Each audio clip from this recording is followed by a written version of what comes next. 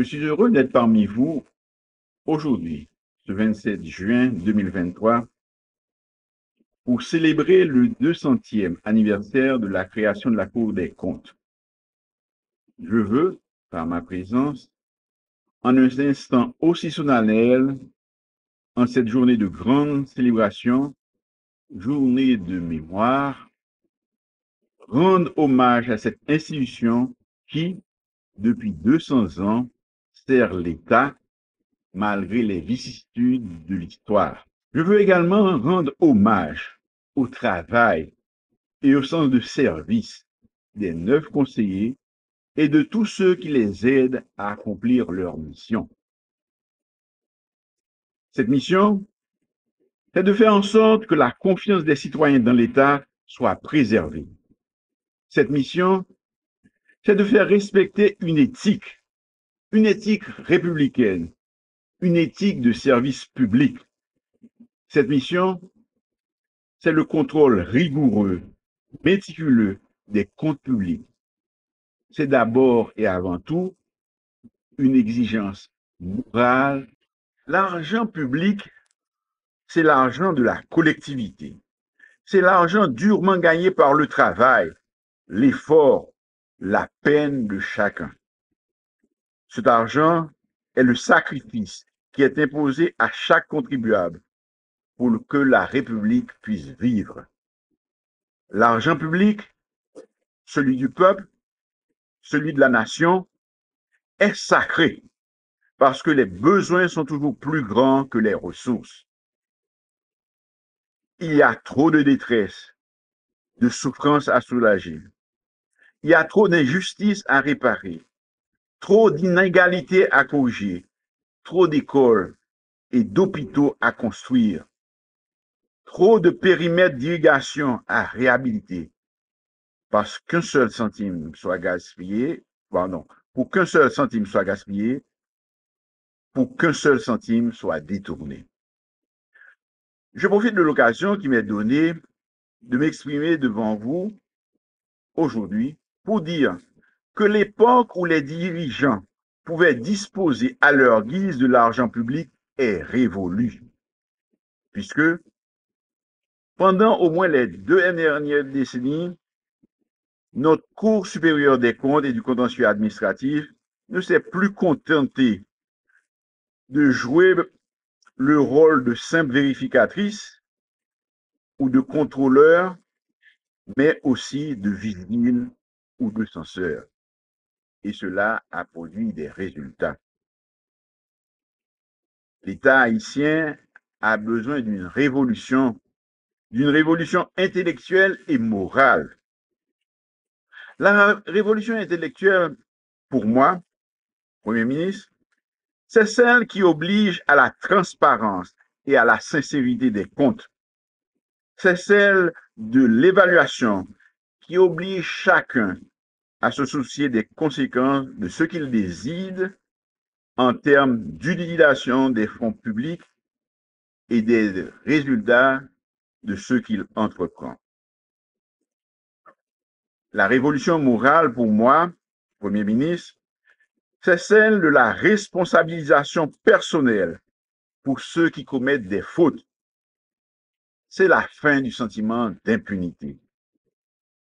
C'est en même temps la récompense du mérite et du travail bien fait.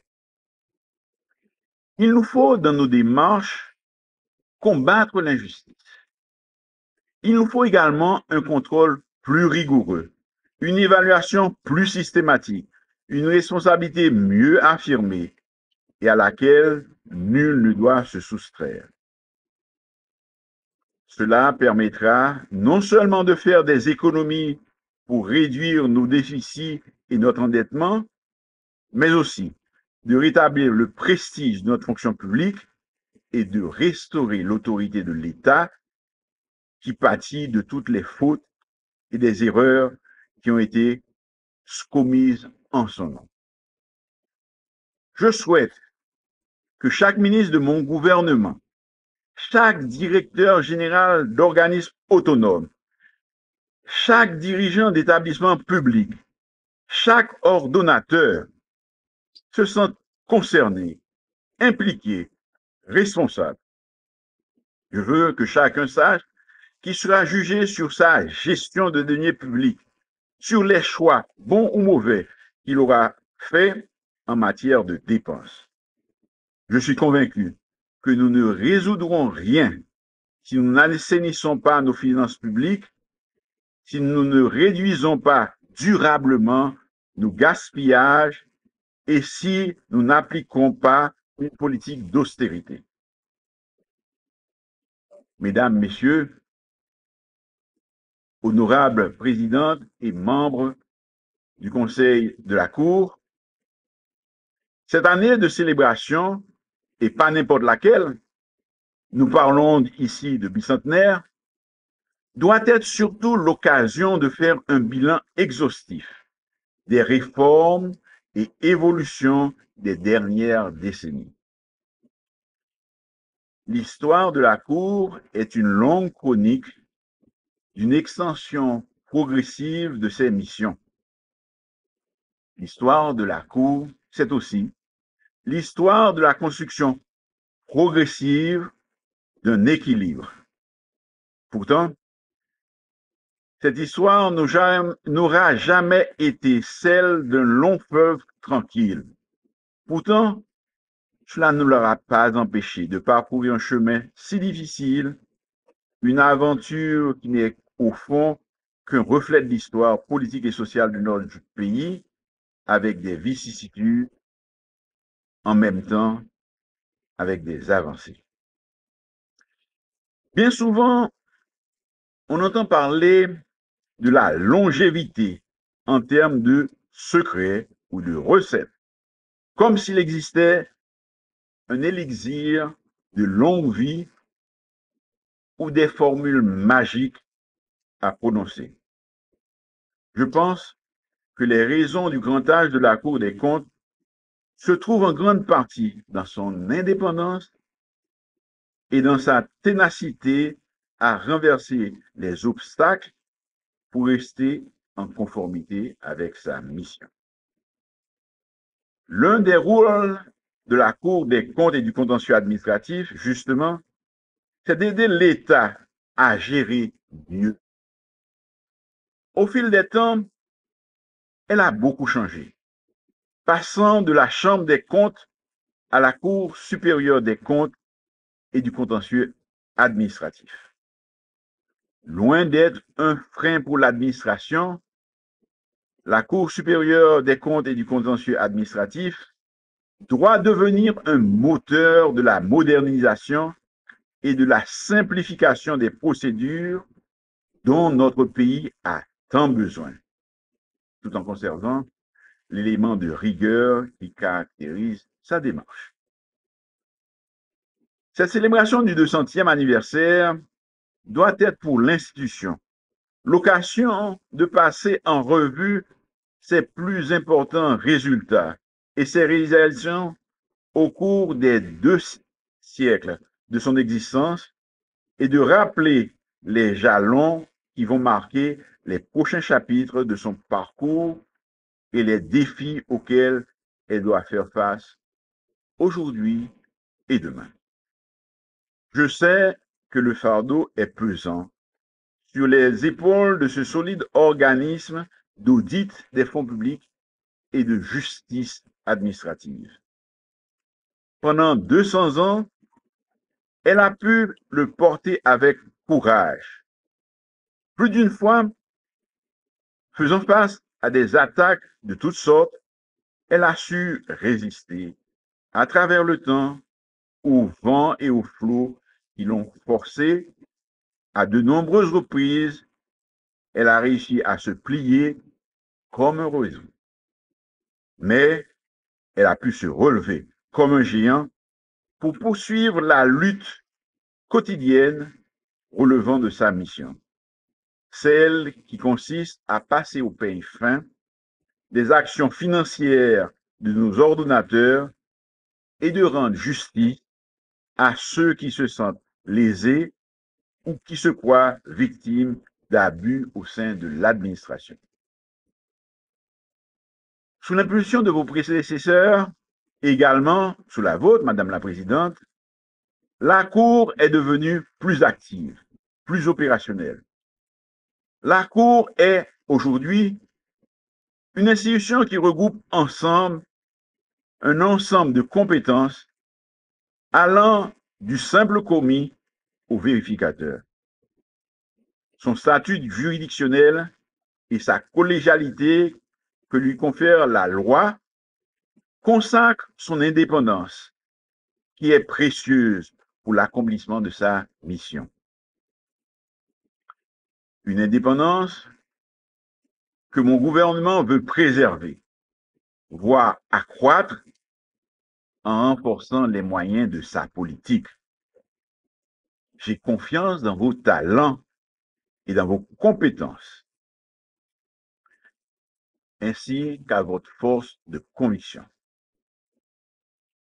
Nous devons parvenir à une plus grande imputation au quotidien de nos actes de gestion, parce qu'il nous faudra continuer à assigner la responsabilité sans laquelle, en effet, l'insouciance et l'inconscience triomphent.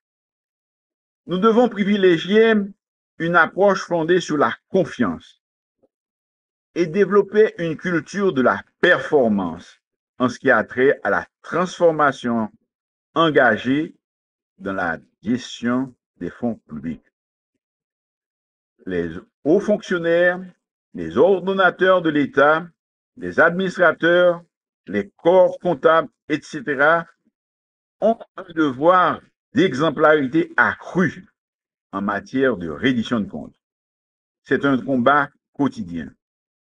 Cette exigence de transformer nos vieilles habitudes et de nous doter d'une moralité exemplaire. C'est loin d'être facile. Je suis venu vous inviter à la rupture avec les habitudes, les comportements, les routines du passé. Je suis venu vous inviter à l'audace pour faire les réformes, pour innover, pour refaire de l'État le levier du changement à travers l'assainissement des comptes et une justice administrative équitable. La Cour supérieure des comptes et du contentieux administratif a 200 ans.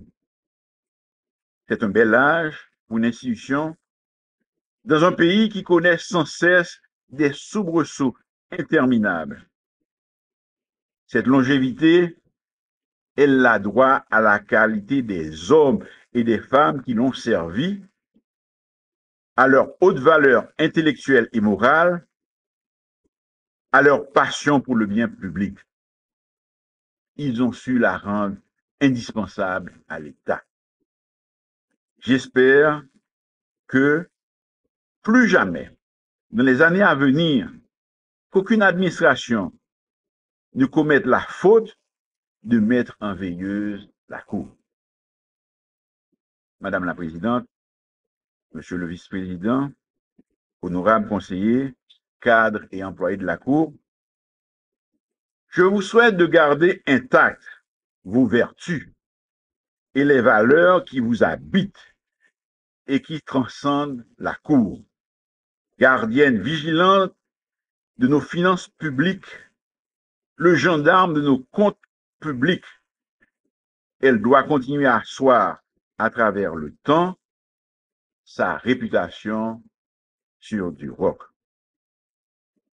Et l'évocation de son passé n'a d'autre sens que de mieux garantir les services qu'elle entend rendre encore demain à Haïti et aux Haïtiens. Nous remercions nos partenaires de la communauté internationale pour leur accompagnement et leur soutien au cheminement de cette institution d'État. À l'occasion du 200e anniversaire, Mesdames, Messieurs de la Cour, je vous renouvelle ma confiance. La Cour des comptes a 200 ans et encore une tâche immense à accomplir.